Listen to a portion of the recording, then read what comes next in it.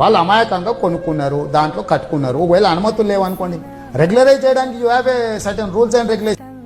Criminal వేస్ట్గా మొత్తం ఉన్న పలంగా నేలమట్టం చేయాల్సిన అవసరం ఉందా సార్?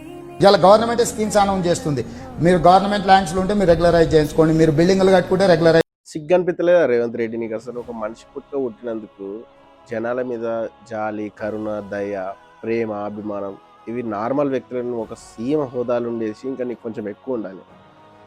మరీ చిల్లరగా లెక్క, మరీ కబ్జాకోరులు, మరీ గూండాలు, రౌడీలు లెక్క ఒక అమాయక ప్రజల మీద వాళ్ళ వాళ్ళ భూముల మీద పడి రియల్ ఎస్టేట్ దందా చేసుకుంటా, నువ్వేమో ఇటు హైదరాబాద్లో, నీ మంత్రులేమో ఖమ్మంలో, ఇంకా వాడు వీడు ఇటు ఉత్తర తెలంగాణలో మంచమో పై రావు దొంగలు కలిసి ఊర్లు పంచుకున్నట్టు ఈ తెలంగాణని ఇంకెన్ని రోజులు దోచుకుంటారు? భూదాన్ నిర్వాసితులకు సరైన ప్రాపర్గా పట్టాలు ఇవ్వకుండా, ఎక్కడ చూపించకుండా డైరెక్ట్ వచ్చేసి ఇక నీకే ఉన్నాయి బుల్డోజర్లు అని చెప్పేసి హైకోర్టు తీర్పు ఏదైనా వచ్చిందంటే దాన్ని ఇంచు మందం కూడా వదలకుండా పాటించే పెద్ద మొగోని లెక్క నువ్వు. ప్రతి విషయాన్ని అంత అర్జెంటుగా వాళ్ళని కూల్చేసి వాళ్ళు రోడ్ల మీదకి వాళ్ళ జీవితాలు తీసుకురావాల్సిన అవసరం ఏముందని చెప్పేసి ప్రతి ఒక్కళ్ళు అనుకుంటారు.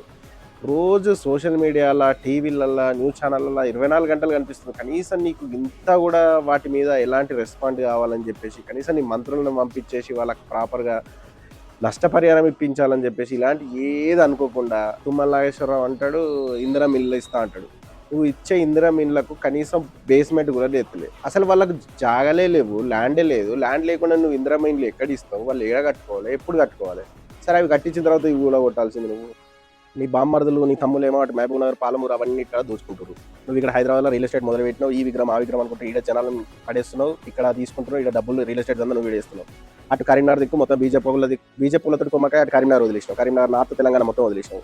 సిద్దిపేట, సిరిసిల్ల, గజ్వేల్కి ₹1 నిధులు లేదు, ₹1 గవర్నమెంట్ పని లేదు, రైతు బంధు లేదు, బొక్కల బంధు లేదు. నువ్వు ఒక్క పని చేసింది లేదు, పీకింది లేదు. ఇది చేస్తా, అది చేస్తా, పీక్తా, పొడుతా, హైకోర్టు తీర్పును ఇంత కూడా కానకుండా ప్రతి ఒక్కటి చేస్తా అని చెప్పేసి హైకోర్టు తీర్పును నిజంగా నువ్వు అంత గౌరవిస్తే నీ మీద ఏసీబీ కేసులు ప్రాపర్గా ఉన్నాయి కదా, దాని మీద ఎందుకు బెయిల్ తెచ్చుకున్నావు? దాని మీద ప్రాపర్గా నువ్వు ఇన్వెస్టిగేషన్ చెప్పి నీకు నిజంగా కోర్టుల మీద అంత అది నమ్మకం ఉంటే రాహుల్ గాంధీ, సోనియా గాంధీ మీద నేషనల్ హెరాల్డ్ కేసులు ఎందుకు?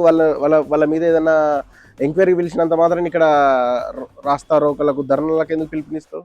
అంటే నీకు జనరల్గా నీ కోర్టుల మీద, న్యాయ వ్యవస్థ మీద అసలు నీకు ఇంట్రెస్ట్ లేదు, దాని మీద గౌరవం లేదు. ఏదో నీ రియల్ ఎస్టేట్ దందాకి ఇది అనుకూలంగా తీర్పు వచ్చింది కాబట్టి పేద ప్రజలు ఏం బీకలేరని చెప్పేసి, వాళ్ళని ఏం అనలేరని చెప్పేసి వాళ్ళను రోడ్డు మీద పడేసి ఇప్పుడు దందా చేస్తున్నావు.